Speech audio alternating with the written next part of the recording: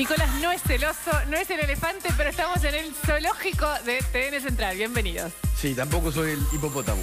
No, tampoco. No, porque Podemos estamos en Zoo Central, porque hoy hay varias noticias del día vinculadas a animales, literalmente, y otras a situaciones que tienen que ver o son apodadas con nombre de mamíferos. Así es. Un león suelto en La Plata y en Berazategui. Estuvimos viendo a nuestra compañera Cebulín buscándolo, no lo encontró hasta ahora. Después una noticia triste, la historia de la ballena del fin de semana que encalló en Mar del Plata y que hoy ya la dieron por muerta después del intento de salvataje. Pero nosotros no vamos a hablar de ninguna de esas dos historias de vida de animales. ¿De cuáles vamos a hablar, Nico? Vamos a hablar de los monos. Tal vez la más grande banda de narcotraficantes de la historia de la Argentina, y una noticia que no debería ser noticia. Fueron condenados por la justicia. Te vamos a contar todos los detalles en el Zoo Central. Y después la noticia más insólita, yo creo que no hay ninguna noticia de animales, ni de zoológico, ni de nada que la supere en el año. ¿Son las ratas adictas? ¿Ratas que comieron marihuana? Es una excusa que ha puesto unas autoridades de la policía bonaerense para justificar la falta en un galpón de 500 y pico de kilos de marihuana. 500 y pico de kilos de marihuana. ¿Pueden ratas comer tanta marihuana? Se comieron 200 en realidad, según la policía, según los miembros de la policía, en un fin de semana de lujuria. Aparentemente se comieron 200 kilos de marihuana. Te lo vamos a contar todo en un ratito. ¿Fueron las ratas o los ratis? Eso es bueno. Y uno más. Ah, y otro animal suelto en los countries. Es metafórico. Es metafórico. Te vamos a contar quién es. Y ahora Franco Mercuriali te cuenta el resto de los temas de TN Central. Enseguida en TN Central te contamos lo que están hablando dentro del gobierno. Ya en La Rosada admiten que peligra la meta de inflación del 15% que el gobierno quería para este 2018. Enseguida te contamos sobre aumentos y sobre qué piensan, cuál es el número del que habla el gobierno. Bueno, una condena histórica, lo contábamos recién. Esta banda narco tiene condenados a 37 años de cárcel al líder de esta organización criminal, pero además 19 personas fueron condenadas en este juicio histórico a los monos. Enseguida los detalles. Bueno, más vuelos, en este caso en helicóptero. 78 vuelos con el helicóptero de un proveedor de la provincia de Buenos Aires cuando Scioli era gobernador. Todo está en la justicia. Obras millonarias para la provincia hizo el hombre que le prestó el helicóptero a Daniel Scioli. Enseguida los detalles.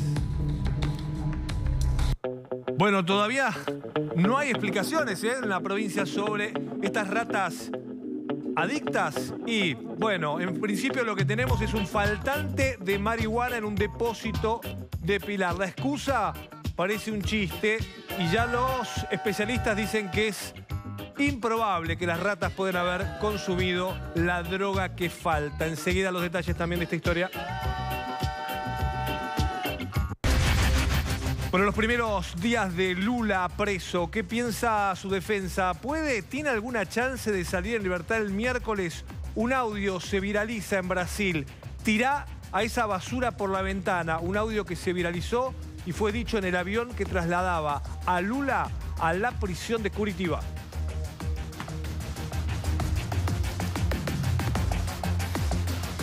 Acá con una amiga, con Marcela Sí. Pagano. Ustedes ya la conocen porque la vienen viendo todos los días. Con Nelson, nosotros la conocemos porque trabajábamos juntos en el diario Clarín, gran periodista. Cuando éramos todos chiquitos. Éramos tan jóvenes. Gracias por quedarte un rato más. No, por favor, Marcela. a ustedes por invitarme. Inflación. Qué momento, ¿no? El jueves se sabe el número El jueves es el día clave porque el jueves se va a conocer el dato del IPC, la inflación oficial. Y la expectativa está puesta porque ya los privados siempre se adelantan y empiezan a distribuir sus folletos con inflación que ya marca para marzo la apuesta a un 2%. Algunos dicen 2,5%. ¿Colatina llegó a decir el 3? Bueno, claro, Leí porque... ese número y dije Colatina, recordemos que no sé si sigue estando Delgado, en Colatina no, porque Ricardo Delgado. Labaña. Labaña, sí, pero Sí. uno de los directores. Lo que pasa, ¿cuál es el tema? Digo, más allá de qué consultora lo diga, también es dónde miden el relevamiento, y esto es importante decirlo. Si el relevamiento es en la ciudad de Buenos Aires, una de las ciudades más caras para vivir incluso, no solamente porque tiene ingresos por encima de la media, sino que también sus precios son caros, bueno, ahí sí te va a dar un poco más alta. Pero lo que llama la atención es que nadie está pensando en una inflación menor al 2% para marzo. Pero vamos un paso más adelante, porque ya estamos en abril. Para abril, la expectativa también está en torno al 2,5%. Y ese es el gran problema. Entonces, sumado los 4 meses, ¿cuánto sería ya? Bueno, en los 3 meses ya te da 6,5, si se cumplen estas expectativas. 3 meses de inflación nada más. El primer semestre, algunos están diciendo, va a estar entre el 15 y el 18%. O sea, vos fíjate que en 6 meses vos cumplirías, según algunos privados, la expectativa de meta de todo el año. ¿Y por qué es importante medir lo que pasa en estos meses? Porque en realidad las paritarias no empezaron para todos. Las paritarias empiezan a discutirse a partir del mes de mayo. Entonces, cuando vos tenés una inflación tan alta en los primeros meses, primero que te come tu bolsillo, porque tus sueldos son viejos, o sea, no son nuevos. Los precios nuevos son caros, pero tu salario sigue siendo viejo. Primero eso, y después porque la expectativa de discusión paritaria, bueno, genera una rispidez en los asalariados y en los gremios bastante difícil de convencer de un 15 hoy en día. Ahora, tengo una pregunta relacionada con el número de la inflación. Es una cosa que por lo menos yo aprendí en este año, que es lo que se llama la inflación núcleo, que es una parte de las variables que se utilizan para medir la inflación. Y que es justamente, yo veo góndolas, digamos, del precio de los productos casi sin ningún control del Estado, en el sentido de que no tienen ni que ver con las tarifas, ni con los servicios, ni con la prepaga, sino esto, supermercado, changuito. Sí. ¿Esa inflación núcleo está disparada? No, lo que pasa con esa inflación núcleo es que no baja. Está estacionalizada en torno al 2%. Y si esa inflación, que es muchísimo, 1,8, 1,9, 1,7, 2... Cuando vos rondás ese número y lo miras y lo seguís en el tiempo, prácticamente no se mueve. ¿Y cuál es el problema de que no se mueva? Que esa es la inflación, como se dice, la inflación de los pobres, el impuesto a los pobres. Porque ¿a quién le incide más la inflación de alimentos? A quienes menos tienen y a quienes en realidad usan su salario para consumir lo básico e indispensable. Ahora, los servicios, ¿no? Que decía Luciana, que aumentaron y que no influirían en todo esto. No, sí influyen, no influyen en esta parte que es la núcleo. Pero depende, los supermercados usan luz, usan gas. Claro, exactamente. Después termina siendo un costo, redunda en un costo. Yo escuchaba el otro día a un economista que estaba haciendo proyecciones sobre cómo va a impactar en la góndola el aumento de nafta, por ejemplo, de combustible, porque te aumenta la logística. ¿Y qué vos decís? ¿Qué tiene que ver eso con el precio de la naranja? Y sí, porque la naranja tiene que llegar a la góndola. Llegan camiones. Y exactamente. Entonces el combustible incide en la mano de obra también, las paritarias, y incide también el combustible. Y el gobierno, ¿qué es? Porque ¿qué pasa? El gobierno decide cuando, más o menos, digamos, decide cuando aumenta la tarifa, decide un poco, regula los servicios, la nafta, más o menos eso tiene como cierta contención desde el gobierno, pero este número no. ¿Cuál es la explicación que dan? Es, bueno, esto, lo que contabas recién. Claro. Hoy yo preguntaba y decían, bueno, este mes se está viendo el impacto del aumento de tarifas, que este mes no aumentan las tarifas, pero están impactando en los precios de los comerciantes que lo ponen ahí. En el gobierno creen que hasta mayo va a haber impacto tarifario. Después en junio tenés un ajuste de transporte, pero lo que es el aumento en la góndola, esa inflación que no cede, la inflación núcleo, hasta mayo va a persistir. En mayo tenés el aumento también del agua. Digo, después de ahí ya deberíamos empezar a ver precios que no tendrían que tener la fuerte incidencia del coletazo del mes anterior de la suba tarifaria. ¿Qué significa esto? Que en el segundo semestre tenemos que empezar a ver una baja en inflación. Me hablas de segundo semestre y me dice la piel. Ese capítulo, creo que es la temporada número 3 del segundo semestre, ¿no? Es el tercer segundo semestre. Bueno, se supone que ahora sí, que ahora se tiene que llegar. Vos pensás que estamos teniendo una inflación que está casi un punto porcentual por encima de lo esperado, de lo que mirabas un año atrás y pensabas que ibas a tener, por las proyecciones del gobierno, digo. Pero fundamentalmente, más allá del dato de inflación oficial, lo que importa es la expectativa. Por eso nosotros siempre difundimos lo que los privados muestran. ¿Por qué importa la expectativa? Porque eso te juega en el motor de los precios. Si la gente cree que la inflación va a ser más alta, ¿te sentás a negociar una paritaria del 15%? Si crees que va a ser del 20%, si los economistas te dicen que va a ser el 20%, si tu sensación térmica, hoy miraba un informe del Instituto Estadístico de los Trabajadores, de la UMED, ¿no? Que seguía mucho, los gremios lo usan para la paritaria. Si vos dividís la población en sectores en función de sus ingresos, el 10% de los trabajadores que menos tienen tuvieron una inflación, según este informe, en febrero del 3%. 2,4 era el promedio, 3%. Y si lo anualizás, la interanual te da casi el 30%. Estás casi, te diría, 9 puntos por encima del promedio. ¿Por qué? Porque en los que menos tienen incide mucho esto que decía Lula, los alimentos. 9 puntos por encima de la gente que está en blanco y consiguió paritarias O de los que más tienen. No, de los que más Te tienen, hablo que- del 10%, claro. si dividimos es una gran torta a la población y me quedo solamente con ese 10% que menos recursos tienen y miro cómo incide en ellos la inflación de alimentos que decía Lu o la de servicios y demás, es tan grande el impacto porque en otras cosas no gastan, Claro. que según este instituto la inflación para ellos fue del 3%, cuando para el resto de la población fue del 2 o 2,4%. Ahora, Marcela, digamos, ese es todo un universo tremendo eso, de cómo nos coloca en relación a los ingresos de la gente. En relación al mundo, ¿cuáles tenés? A lo mejor tengo Me una pongo a pregunta llorar porque tramposa. yo miraba la crisis de Brasil, ¿no? La Sí. crisis política, porque si miro la economía es envidiable. Cuando vos ves que lo que vos juntás de inflación acá en un mes o 2 meses es lo que ellos tienen en un año y te largás a llorar porque nosotros no estamos con una crisis política. La institucionalidad Sí. está totalmente garantizada en Argentina. Sin embargo, los vericuetos de cómo se hicieron los traspasos de mando y los cambios constantes en la economía hacen que hoy vos tengas una inflación disparada, Sí, no, alocada de las en el, mermas del en el mundo. ranking mundial está Venezuela obviamente primera, después Congo, países que están bajo guerra total. Yo miro siempre la región porque digo, son nuestros hermanos, hasta cultura parecida, recursos parecidos. Y la verdad que cuando vos ves un diferencia. Brasil que está tan mal a nivel político y ves qué tan mejor están a nivel económico, bueno, en ese sentido es complicado. Pero bueno, la inflación es lo que manda y van a tener dificultades muchos de los que tienen que negociar ahora paritarias por el tema de la Sí, inflación. y, Vamos a y llamar esas que- paritarias importantes, ¿no? Sí. La de Moyano, Pero para culminar, la te de digo, Barrio te digo Nuevo. algo. Acordate que el gobierno ya empezó a decir que el 15% era una meta, no un objetivo a lograr. Sí. Una meta para una incidencia que podría ser cercana al 15 y ya no el número redondo. Hay que tomar eso. La esperamos otro Gracias, día, ¿eh? Marcela. Para Gracias a educarnos ustedes. a Nicolás. Gracias. Gracias.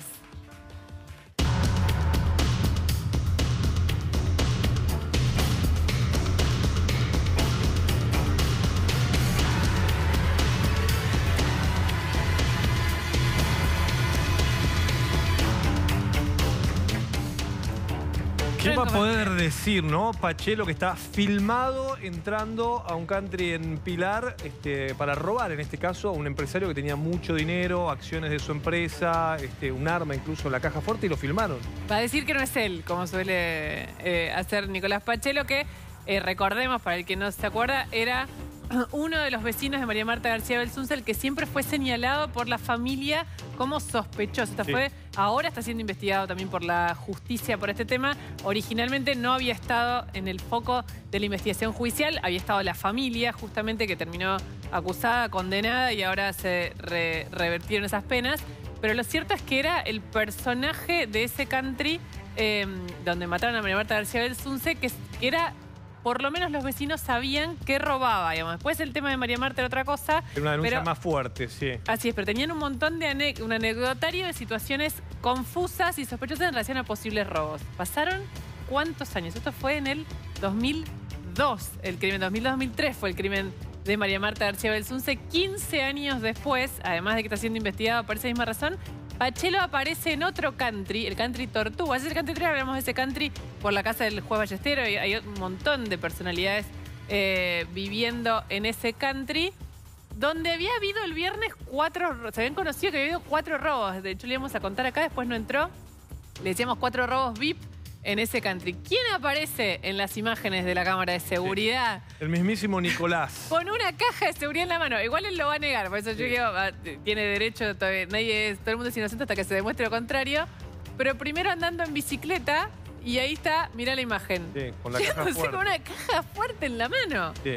Él dijo que había ido, ojo con esto, porque las imágenes son tremendas, que había ido a ver a una amante Es muy bueno. casada. Entonces, Sí. por eso la clandestinidad. Y que no podía decir quién era la amante a la Claro. que fue a ver para proteger Porque la es identidad, casada. porque es casada, exactamente. Exacto. Entonces, de repente iba andando en bicicleta y le dieron ganas de hacer pis y se metió en una casa que dijo que estaba vacía Sí. para hacer pis. Dijo, él logró meterse y la situación derivó en esto que estamos mostrando, esta imagen de Pachelo yéndose del lugar. Tenemos un tape que fue Dexter hasta el lugar, hasta el country, donde te muestra bien cómo opera Pachelo y en qué lugar.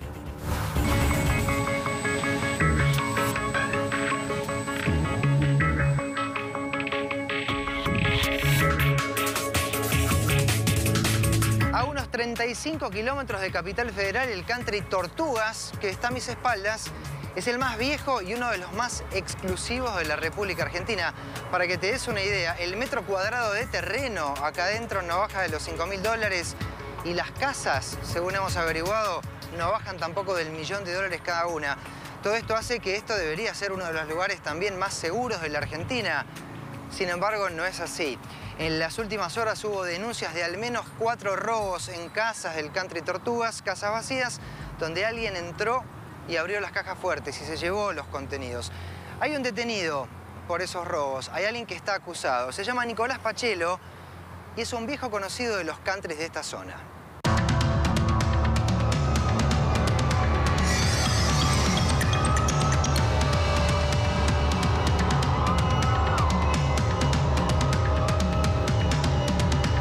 A Nicolás Pachelo le encontraron en su poder ropa, armas, joyas, relojes y muchos fajos de dinero, dólares y pesos. Todo vendría de las cajas fuertes que estaban adentro de este country. Sin embargo, Pachelo no era una persona desconocida. La leyenda indica que Pachelo se crió adentro del country Tortugas, que pasó buena parte de su adolescencia y de la juventud aquí y que era una persona complicada. Esto es, más allá de que ahora tuviera la entrada prohibida, que eso nos venimos a enterar ahora, y de que tuviera algún contacto afuera, aquí adentro la gente lo conocía. Lo más interesante de este caso, sin embargo, es el vínculo que se establece con otro country de esta zona que queda a apenas 10 kilómetros y donde Pachelo también es muy conocido, el Carmel. Vamos para ahí.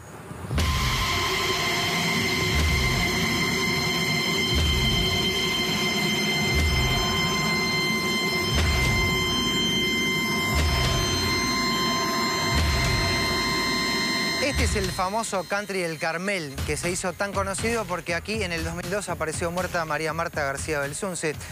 En el 2002 Nicolás Pachelo era habitué de este country. Estuvo vinculado, por supuesto, a ese crimen, aunque nunca fue condenado.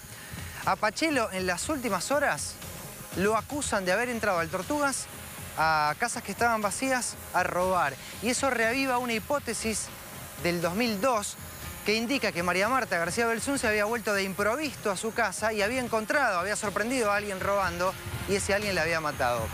¿Coincidencias o un caso que se vuelve a abrir?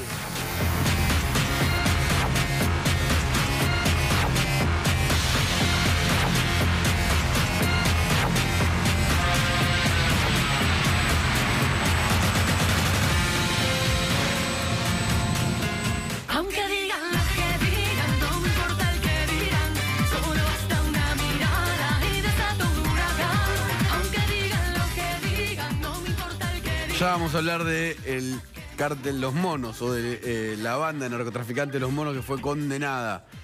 Porque empezamos hablando de TNSO, ¿no? Sí. En esta historia hay un mono, o un apodado el mono, que es Ricardo Lorenzetti. Así le dicen. Pocos saben que le dicen el mono, pero... Desde chiquito en Rafaela, Rafaela, ¿no? sí. Esto lo digo con respeto y así le Es el dicen sus apodo amigos. cariñoso de cuando era chico. Exactamente. Obviamente no tiene nada que ver con los monos de Rosario, ¿no? Por las dudas. por favor. Así le dicen de chiquito. Elisa Carrió es mono en el horóscopo chino. Igual que Nicolás Wiñaski. También. También. Ahora, se están peleando. Es la voz más portentosa que tiene Cambiemos, Elisa Carrió, y de vuelta embiste contra el jefe de la Corte Suprema, el presidente, la cabeza del Poder Judicial. Así es. Elisa Carrió va a presentar mañana en la Comisión de Juicio Político de la Cámara de Diputados una ampliación de una denuncia por juicio político que ya le había pedido a Lorenzetti en el 2017, el año pasado. Y que reclamó que no se había tratado en comisión, ¿no? Exactamente. ¿Qué es lo que va a decir esa denuncia de Carrió contra Lorenzetti? ¿Qué va a decir? Por lo que sabemos, que Lorenzetti amplió las facultades que tiene la Corte Suprema con la Oficina de Escuchas Telefónicas, que esto fue por una acordada de la Corte y una decisión del gobierno, que esa oficina con mucho poder esté en manos de la Corte, pero que habría manejos irregulares. En una entrevista con Luis Majul, Carrió dijo que Lorenzetti desestabilizaba la democracia usando a los servicios de inteligencia. Es fuertísimo. Es fuertísimo. O sea, digamos, Lorenzetti es menos... No contesta.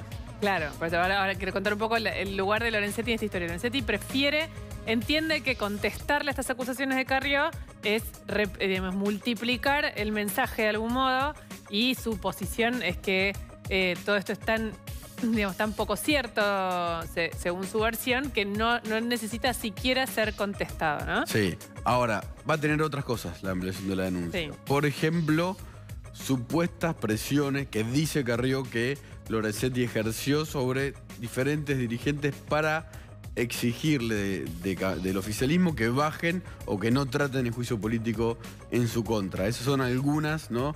De las cosas. Con respecto al tema de las escuchas, es cierto que lo que de hecho se sacó de la ex-CIDE porque por la manipulación y filtraciones que había de esa oficina, la OJ se llamó históricamente. Observaciones judiciales. Así es. OJ. Pero fue tan polémica su funcionamiento que se terminó buscando esta salida, que fue pasarla a que funcione bajo la órbita del Poder Judicial, pero no es que depende, no es que Lorenzetti tiene las escuchas, es una oficina autónoma que tiene sus autoridades y su funcionamiento con un protocolo muy estricto. Carrió entiende que no está funcionando del modo que debería, eso es lo que ella está denunciando. Claro, que Lorenzetti, con una acordada de la Corte, hizo que haya directores, subdirectores en esta oficina que responderían a Lorenzetti, y además entiendo que la denuncia también va a decir que hay una nueva oficina que puede hacer tareas de inteligencia de posibles delitos financieros y económicos, para, en principio, que la Corte no tendría que tener esa atribución. También Carrió dijo que, entiendo que también en la entrevista con Majul, que Juan José Aranguren no sería ministro en un gobierno de ella presidenta. Fuerte también, ¿eh? Sí. Ella siempre digámoslo, como en la calle, lo recontrabancó a Aranguren. Sí. Siempre. Pero algo pasó en el medio. ¿Qué pasó? Hay una polémica por la venta de una empresa estatal, en su momento mixta, digamos, que es Transener, que es de traslado, no sé cómo decirlo, de energía, ¿no? Bueno, Carrió estaría viendo que Aranguren, en esta posible venta, que tiene una polémica del gobierno con los radicales, una empresa del Estado ahora, Aranguren no estaría, según la visión de la coalición cívica, trabajando con la transparencia debida. Está hablando, digamos, al ir por Lorenzetti, es una figura muy relevante institucionalmente. En cualquier país se vive una severa crisis institucional. Es una severa crisis institucional, muestra que la dirigente principal del oficialismo, digamos, denuncia directamente al presidente de la Corte, pero en este caso está hablando de uno de los ministros más importantes de este gobierno, al que el propio presidente banca cada vez que puede. Y ella, hace poco ella tuvo también, muy ¿no? y ella también, muy antipática, te acuerdas, con el aumento de las tarifas, que después cuando contó de su plata afuera, toda esa situación que se vivió, que dijo no la traigo porque todavía no tengo confianza en el país. El propio presidente salió a bancar el trabajo de su ministro y a hablar sobre todo de su trabajo como ministro de Energía, diciendo él está cambiando la estructura financiera energética de este país, que era una obsesión de Macri, con razón, ¿no? En la intimidad Macri dice, si alguien le pregunta cuál es el principal problema de la Argentina, dice la energía. Así es, y el déficit como problema urgente, pero digamos, problema estructural, la energía lo dice desde antes, y ahora ella va contra Aranguren, con el que contra Aranguren, bien. Sí, contra Aranguren y contra Lorenzetti. ¿Macri sabía que Carrió iba a ampliar la denuncia contra Lorenzetti? No. No. ¿Sabía que iba a decir lo que dijo sobre Aranguren? No. Pero igual la relación entre ellos es buena. Es bárbara, siguen diciendo. ¿Viste? Marco Peña siempre cuando puede sigue diciendo que se llevan muy bien. Los monos, en el Zoo Central.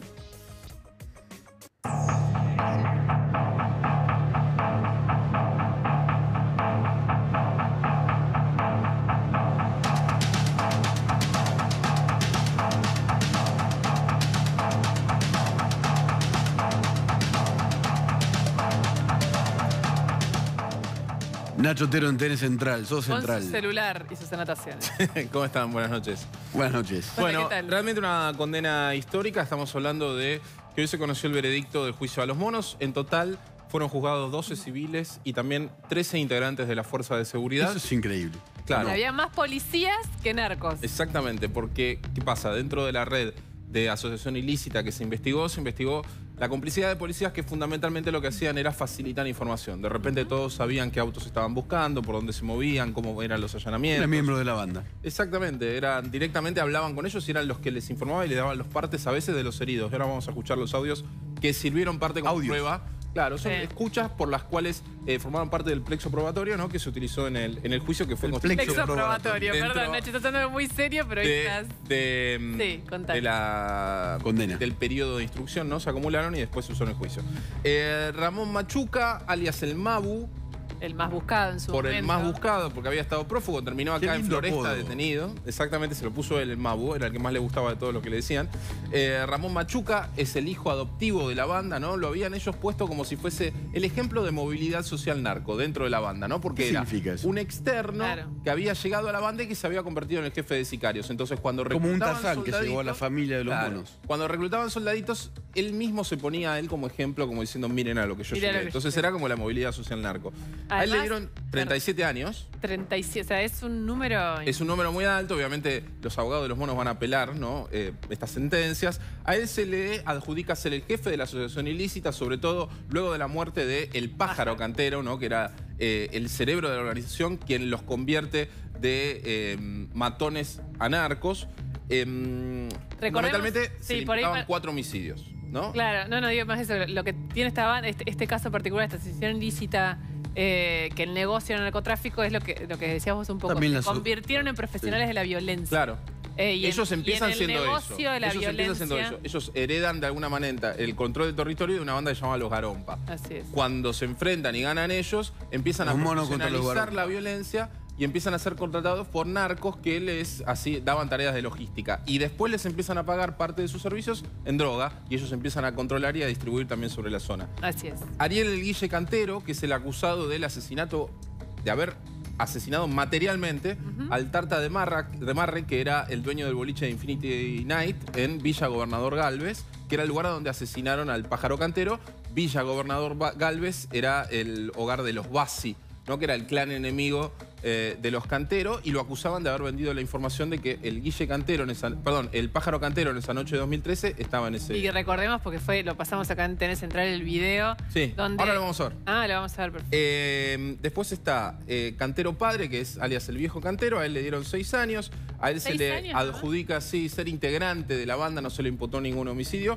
Al Guille Cantero sí, el asesinato del Tarta de Marre, le dieron 22 años.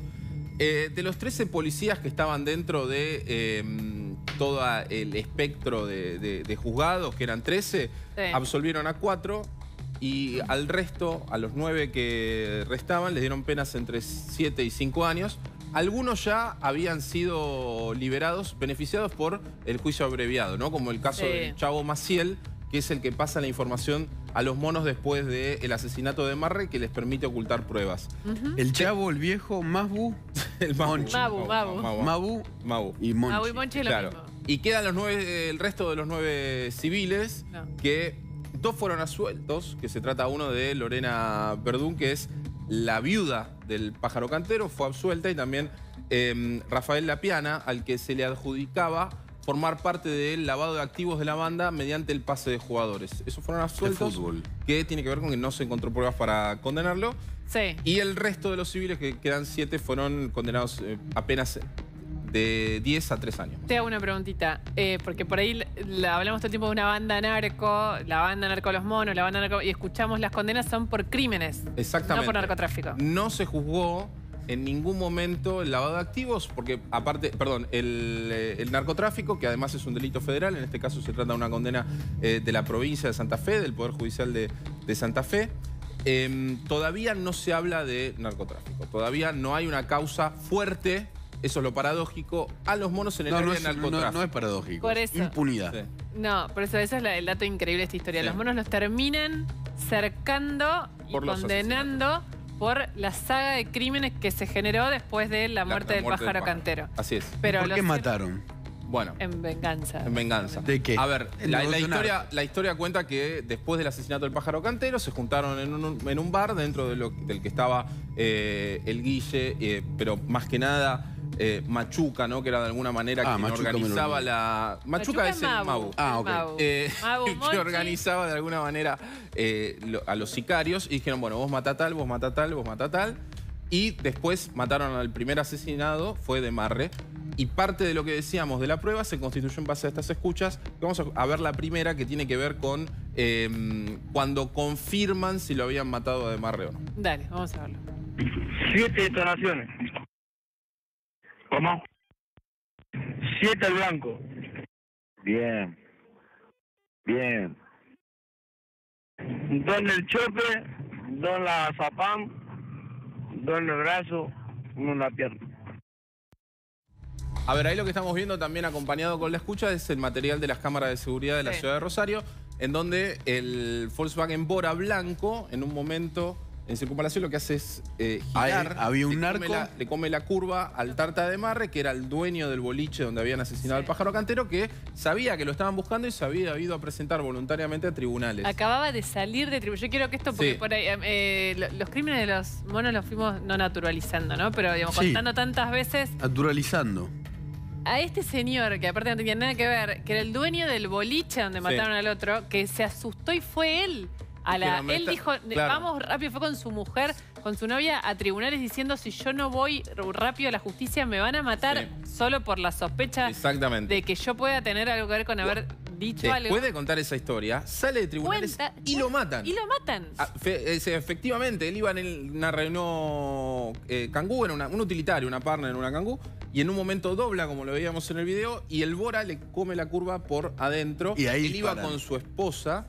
El Guille dispara con un arma automática desde el Bora y después se escapa. Y el audio que estamos escuchando era de un policía que le avisa cuánto... Es un informante que habló con la policía, que le avisa a Machuca, que era el jefe de los sicarios, cómo había sido el ataque y después de hablar con la policía, confirman cuántos dieron en el cuerpo de Demarre. Vamos a escuchar el próximo de los audios que tienen que ver también con esta historia. Dale. Escuchá, vino gente de Santa Fe, también de mi vieja, en la casa de Hernán, en mi casa, en un par de lados. Mirá vos, boludo. Sin entrar nada. Y me parece que... Ay, van a llevar los autos, van a llevar el pájaro que estaba ahí. ¿Sobre el pájaro? Sí. ¿Y qué tiene que ver el auto? Nada, viste que buscan un Bora blanco, pero como no creo que consiga la patente que habían visto. Sí, caminando la chapa de la otra. Ah, listo. Entonces no creo que se lo lleve. Ahí habla Machuca. ¿Quién está tan informado? Claro, lo que pasa es que ahí ya habían hablado con la policía, precisamente con el Chavo Maciel, ¿no? Este que fue beneficiado. Los narcos hablaban con la policía. No, porque esto no puede ser. No. A ver, lo estamos contando así por la seriedad de los tiempos televisivos, nada más que por eso. Pero lo que digo es, en un momento, hablan con la policía, le pasan esa información. Ellos ya sabían que estaban buscando un Bora blanco, que iba a haber un allanamiento. De hecho, el Bora, la historia de ese Bora blanco, termina después en una concesionaria de la provincia de Córdoba pintado de taxi. O sea, es tremendo. Te lo usaban para un asesinato y después te lo revendían, te lo reciclaban. Exactamente. Y en el medio de toda esa cadena de asesinatos, lo que sucedió es que obviamente había integrantes de la banda que tenían noches pesadas y actos truculentos y algunos se quedaban dormidos más allá del mediodía y se llamaban entre esos para avisar que estaban matando gente y que no se estaba reportando a trabajar uno de los integrantes. Como dice, estaban de vago por no ser un asesino. Exactamente.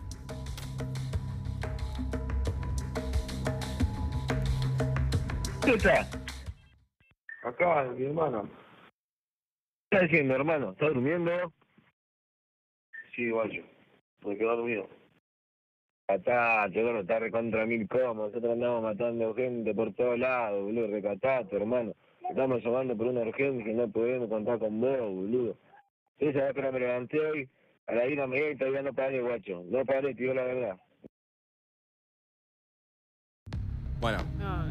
¿Qué hora te levantaste hoy, Nacho? No, es tenebroso. A las 10 de la mañana, aparte como, bueno, una excepción, ¿no? Está recontra cómodo, ¿eh? Levantaba a las 10 y estoy matando gente. Ahí hablan con el Gordo Vilches, que era uno de los sicarios de la banda, ¿no? Ellos, cuando empieza la saga de muerte que desata el asesinato del pájaro cantero... Que incluyó, o sea, mataron a los que creían sospechosos, a los que creían que podían ser sospechosos, a toda la familia de los que creían que poder ser. O sea, las historias una a una son demenciales. Y esta saga de violencia, no por estas venganzas, pero en Rosario no tiene la intensidad que tuvo en ese tiempo, pero el crimen narco sigue siendo un problema muy presente. Fueron decenas y decenas de muertos que hubo en Rosario durante el 2003, y lo que sucedió es que en un momento también empiezan a atacar directamente a los búnkers.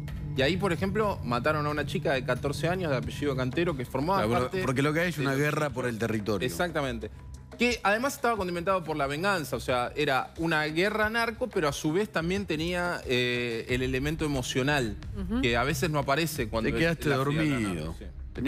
A ver, hay dos casos muy emblemáticos. Uno que es un hito en la democracia para mí, que es la balacera a la altura de la cabeza del entonces gobernador de Santa Fe, Bonfatti. Pasaron dos motos, balacera, impune. Sí, hay un policía que tuvo una relación con el asunto, pero en los autores... Bonfatti dijo que en nombre de todos los santafesinos iba a presentarse como querellante y que iban a encontrar a los autores. Retiró la querella de ese juicio. No sabe por qué. Y después hay otro crimen que demuestra cómo está Rosario respecto a esto.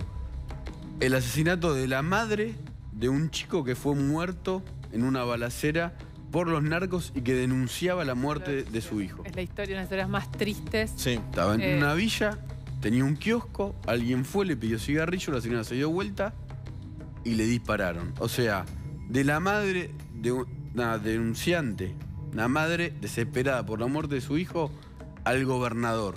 Balazos para todos. Y no fueron condenados por narcotráfico. No fueron condenados por narcotráfico. No hubo causas de narcotráfico. Y de hecho, las causas que todavía, las sospechas y el avance de la justicia que tiene que ver con el narcotráfico, está todavía por las empezando. Está todavía empezando. Y obviamente estamos hablando de una banda que tuvo en su momento más de 500 integrantes. ¿no? Y que estaban haciendo una mansión en las afueras de Rosario con la pileta en forma de Mickey Mouse. O sea, era una banda... Una pileta. Claro, tenían una pileta y al lado, esta quedó construida incluso, al lado para los más chicos, una pileta en forma de la cabeza de Mickey Mouse. Era una banda que realmente tenía una proyección de ellos mismos que era muy, muy grande. Si quieren saber más sobre esta historia tenebrosa, les recomendamos profundamente el libro Los Monos de Hernán Lascano y Germán de los Santos, dos amigos y periodistas de Rosario que son los que más saben y mejor contaron esta historia. Los monos hicieron una pileta de Mickey Mouse, que es un ratón. Ahora seguimos en Zoo Central, con ratas.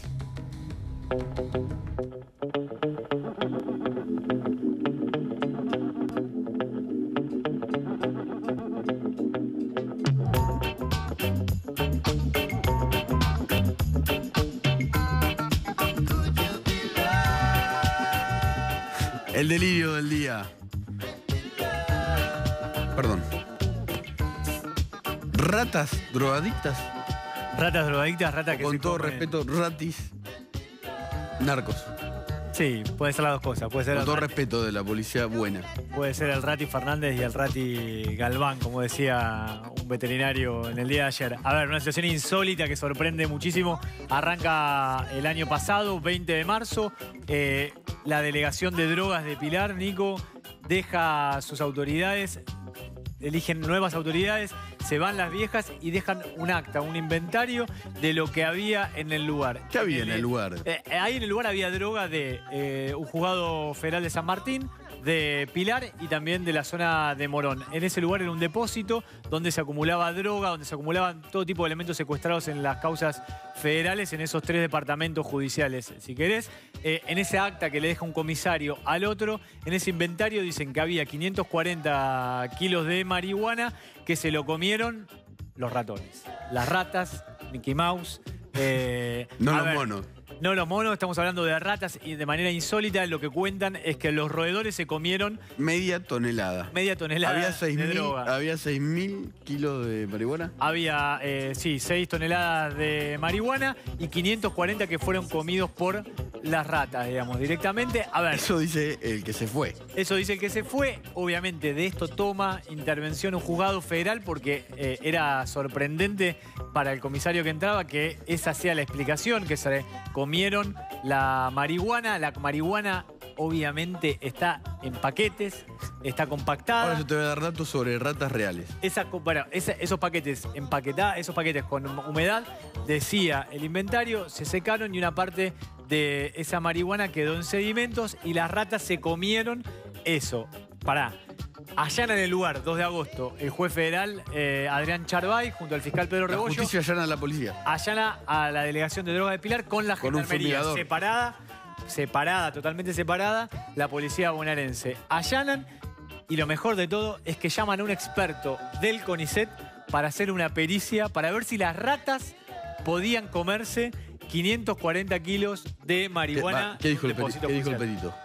El perito dijo que es imposible que las ratas se coman 540 kilos de marihuana, que es imposible, aunque coman 10 gramos en un día, no llegaban a comerse 540 kilos de marihuana de ninguna manera. No. Era imposible, era una locura. He chequeado el perito, con respecto al perito. Hablé con un experto en plagas, que es Oscar Marín. Tiene una de las empresas plaguicidas más importantes, no importa, además es miembro de una asociación que investiga a las plagas, porque las ratas son plagas. Y el cálculo es el siguiente.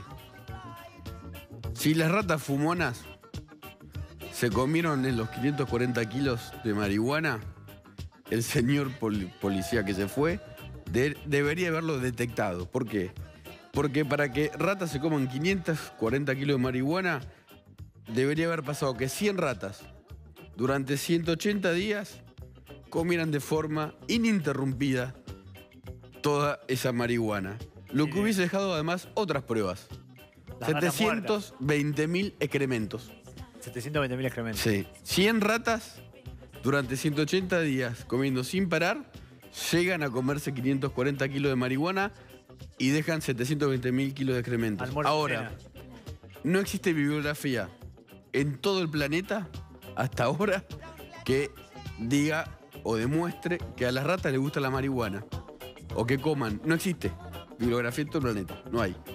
Aparte comen acá, frutas, otras cosas. Acá tendrían que haberse comido, lo que dice obviamente es que se comieron el paquete, comieron un poquito del paquete y obviamente abrieron la puerta para comerse todo el resto del paquete. Obviamente que estamos hablando de la marihuana que viene compactada.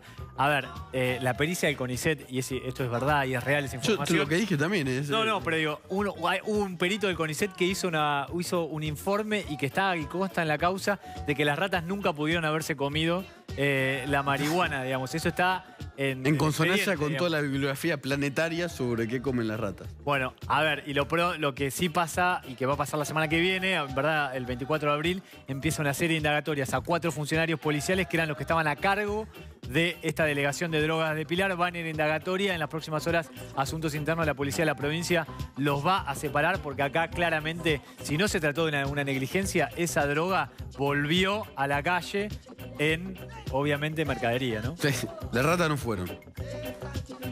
Un dato sobre cuán difícil es exterminar a ratas cuando son una plaga.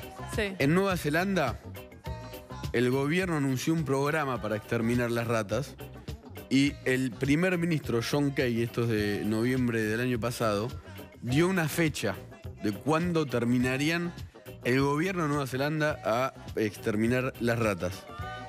En el 2050. O sea, es difícil sacar las ratas de un lugar. Y tenés ahí Rodri, casi 500 ratas para comerse 540 toneladas. Sí, Lu. ¿Te puedo No, preguntar 100 algo? ratas, 180 días. Sí, claro. No de las ratas, de los policías, que me quedé pensando, recién dijiste algo. ¿Cuándo pasó esto? Esto pasó, arranca el informe el 20 de marzo, el 2 de agosto se hace el allanamiento y la indagatoria es recién ahora. No, pero las ratas, ¿cuándo se comió? ¿Cuándo se hicieron el Y en Festival principio, Carioca? el 20 de marzo, cuando arranca la causa, ahí El 20 de en marzo el inventario parece que faltaban 540 kilos de marihuana. Del año pasado estamos hablando. Estamos hablando siempre de 2017. Y Asuntos Internos de la Policía recién en estos días va a separar a los... O sea, los señores policías que dijeron que se lo comió la rata, ¿todavía son policías? Sí, todavía son policías. Ahí en verdad, el juez federal que tiene la causa, que es Adrián Charbay, Sí, no le dio participación a asuntos internos. ¿Por qué? Porque le dijo que aguantara la investigación porque creía que, y esto se va a saber seguramente en los próximos días, detrás de esto hay una causa más grande. Esto Claro. se suele hacer. Y los jueces lo que hacen es que no se meta a asuntos internos porque intervienen teléfonos, hacen medidas y creen que tiene que continuar la investigación, obviamente para agarrarlos con las manos en la masa y no a las ratas con la marihuana en la boca. Sí, insisto, 540 kilos de marihuana, según el experto Oscar Marín. Se necesitan 100 ratas comiendo sin parar 180 días y dejan 720.000 excrementos. Y no existe bibliografía mundial hasta ahora que informe que las ratas comen marihuana.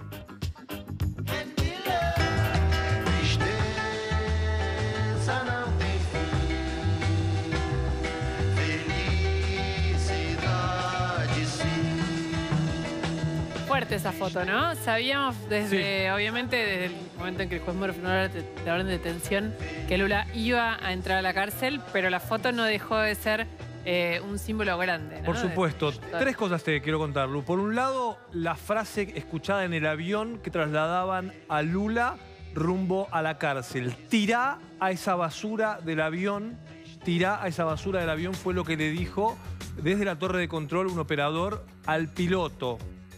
Que el piloto le da una respuesta diciendo de alguna manera que se estaba grabando la conversación y que además él estaba haciendo su trabajo. Vamos a escucharlo y te cuento más detalles. Dale.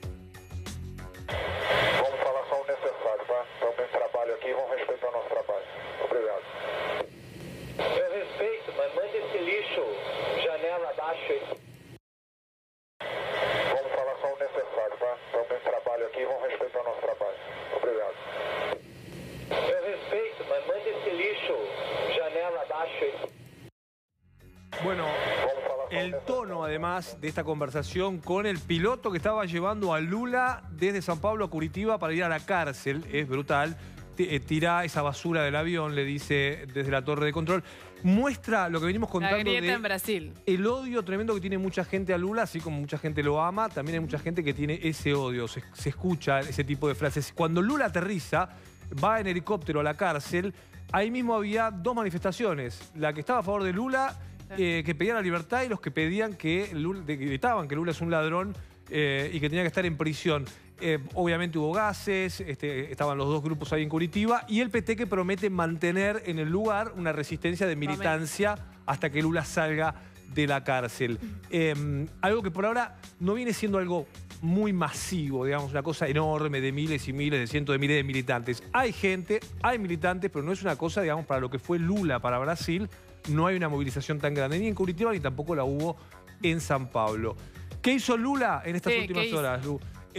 Bueno, el domingo se levantó, desayunó, café con pan que le sirvieron, después le dieron a almorzar una carne con frijoles, tiene una celda individual muy chiquita, baño privado, una cama y un televisor donde pudo ver a su equipo campeón, fue su única alegría del domingo, al Corinthians, él es fanático ¿Estas del son las fútbol imágenes de la celda? y del Corinthians. Esta es la celda que dicen que tardaron 15 días en acondicionarla, es Bastante muy simple. Sí. Está en la cárcel, ¿no? También porque... No, porque el edificio no es un edificio de una cárcel. El edificio es de... No me acuerdo, es un edificio de la policía. Exacto, no es de la una policía. cárcel, Bueno, una curiosidad es que en el 2007 Lula mandó a construir esta misma cárcel en la cual ahora está detenido, y esta celda se la acondicionaron para que tenga una celda individual. Tiene una ventana que en realidad fue tapada, sobre todo para buscar que él tenga absoluta intimidad. Sí. Tiene baño, sí, tiene un baño individual. No, digo esto porque estamos acostumbrados ahora con las cárceles nuestras. Sí. Digamos, cuando el hospital donde está debido, eso que en general hay imágenes cuando entran a la cárcel, digo, cuando entró debido a la cárcel, que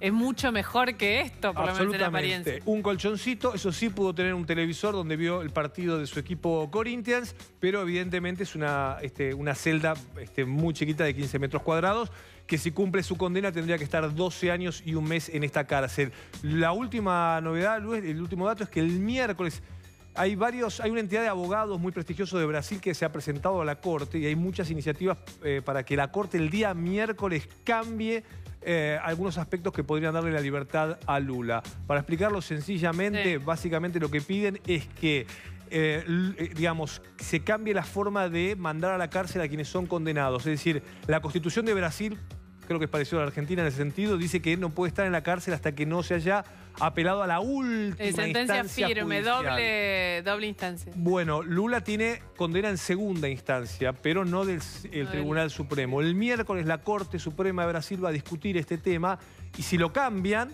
Lula podría pedir la libertad porque está condenado en segunda instancia y le queda una apelación más. Hay muchos que creen que eso no va a ocurrir, por algo perdió 6-5 la semana pasada en la votación en esta misma Corte. Pero hay muchas iniciativas para buscar la libertad de Lula el miércoles. Mil gracias, Franco. Nos vamos a la pausa y no vamos a seguir hablando de animales, vamos a hablar de helicópteros después de la pausa. Lo excusaba el ex gobernador Daniel Scioli. ¿Quién le daba el helicóptero a Daniel Scioli?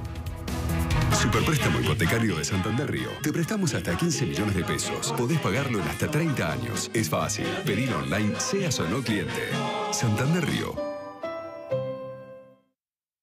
Lucha de gigantes con 10. El aire en gas natural. Un vuelo salvaje advierte lo cerca que ando de... Vuela, vuela.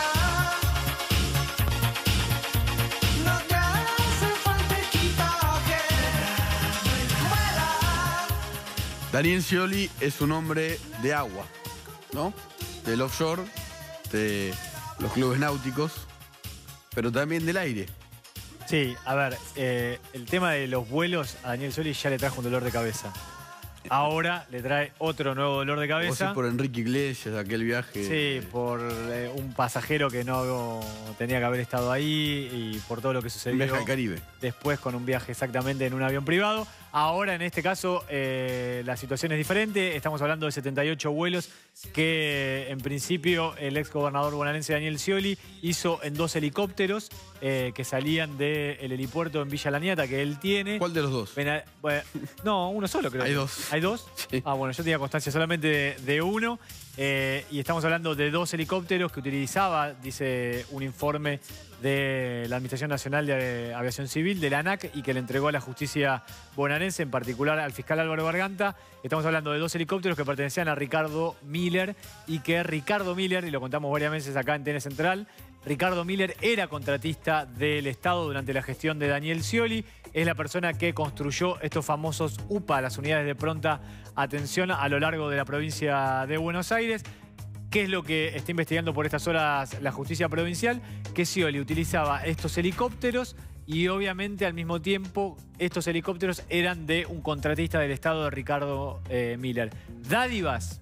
Es la pregunta que se está haciendo por estas horas la justicia. Scioli tiene que declarar en los primeros días de mayo por justamente una causa que involucra a Ricardo Miller, porque estamos hablando de la empresa cuyo titular es él. Estamos hablando de Miller Building, que le alquilaba al principio un salón de eventos en Villa Laniata y que después termina vendiéndoselo Scioli a través de la empresa Capanone, que es de él, a Miller Building, que por 4 millones de dólares. Y en todo este periodo que estamos mencionando, Miller Building de Ricardo Miller construyó al menos 10 UPA, 10 unidades de pronta atención primaria. Todo esto que estamos contando lo denunció Elisa Carrió a través de Paula Oliveto, la diputada, hoy diputada, en la justicia, y obviamente ahora se suma otros vuelos de Scioli que podrían complicarlo aún más. Scioli habló de esto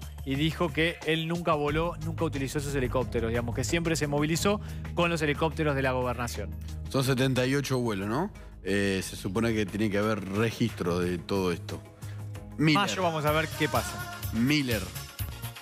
Acuérdense de eso. Vuela, vuela. Volamos a la tanda.